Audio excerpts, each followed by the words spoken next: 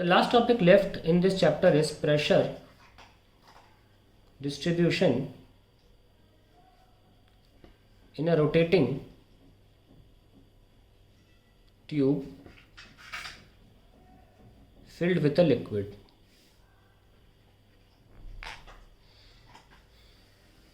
इससे पहले कि मैं स्टार्ट करूं, मैं कुछ चीज़ें याद दिला दूं आपको। सपोज ये कंटेनर है और इसमें पानी भरा हुआ है। सॉरी, टेढ़ा बन गया हो, शायद टेढ़ा नहीं होना चाहिए, हमेशा लेवल्ड होना चाहिए, क्योंकि हमने भी सीखा है कि ग्रेविटी जहाँ लगती है उसके 90 डिग्री सरफेस होता है। खैर, मान लीजिए पॉइंट 1 है और ये पॉइंट 2 है, तो हम कैसे लिखेंगे प्रेशर इस जगह का? हम लिखेंगे P2 माइनस P1, क्योंकि P2 नीचे ज़्यादा होता है, that is delta P, density of liquid into acceleration due to gravity, है ना, ड्यू टू ग्रेविटी इनटू, अगर आपने जी ले लिया तो हाइट भी इसके अलोंग लेंगे, इनटू हाइट अलोंग एक्सेलरेशन। अब इतना लंबा लंबा क्यों लिख रहा हूँ मैं? अभी तक तो रोज ये चीज़ लिख लिया करते थे, क्योंकि भैया मुद्दे की बात है, हमेशा हाइट जो लेते हैं वो एक्सेलरेशन के अलोंग लिया जाता है, ये बात ध्यान रखना। Now let's start with the rotating one, ये बात ध्यान रखना।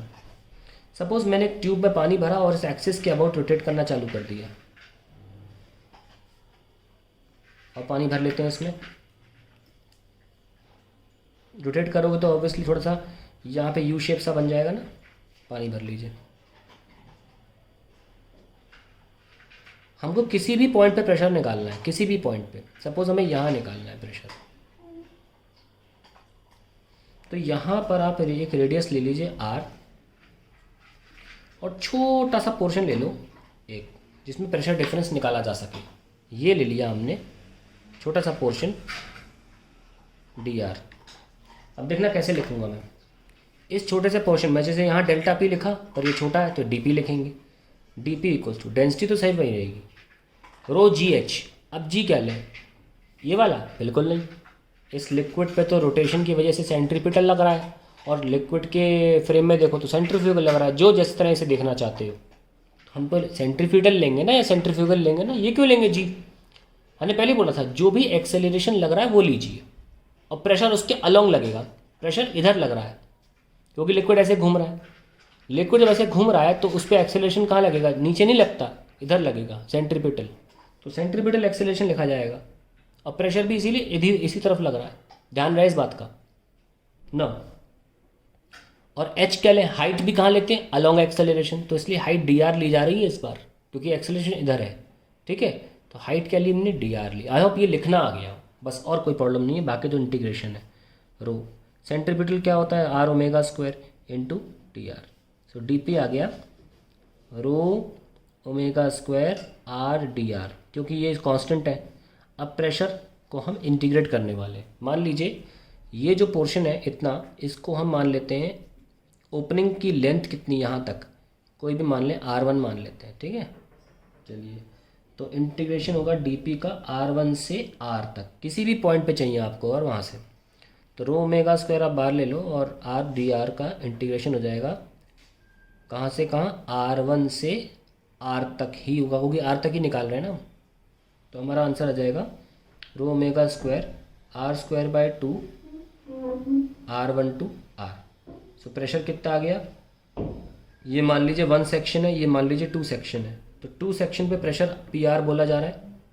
PR minus PR1 is equals to rho omega square by 2 R square minus R1 square. Finally आपका आंसर आ गया, ये PR1 था।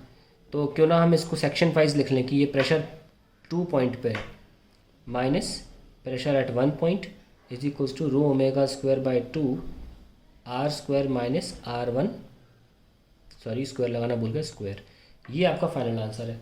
अब इसमें केसेस कर लेते हैं। सपोज मुझे ये 2 पॉइंट यहाँ ले लाना है एंड पर, तो एंड पर प्रेशर डायरेक्टली कैसे निकालेंगे? P1 वहाँ भेज दो, प्लस ये expression rho omega square by 2।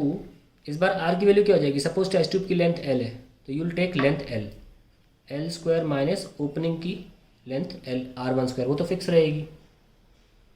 ठीक है, और हम ध्यान रखें इस बात का कि अगर यहाँ पे कोई और लिक्विड नहीं है तो यहाँ पे एटमॉस्फेरिक प्रेशर है। Okay, so you can write P0 plus row omega square upon 2 L square minus R1 square, extremely important expression. और इसको मैंने एक जनरल फॉर्मूला भी इसीलिए निकाला, ज़रूरी नहीं हमेशा 2 पर हो। अगर कोई क्वेश्चन बोले कि 3 सेंटीमीटर की जगह पर या 2 सेंटीमीटर की जगह पर आपको क्या प्रेशर मिलेगा, तो आप आसानी से निकाल सकते हैं, इसलिए मैंने जनरल फॉर्मूला भी निकाला है। और अगर एंड की वॉल पर पूछे टेस्ट ट्यूब की, तो आप ये भी निकाल सकते हैं। ठीक है।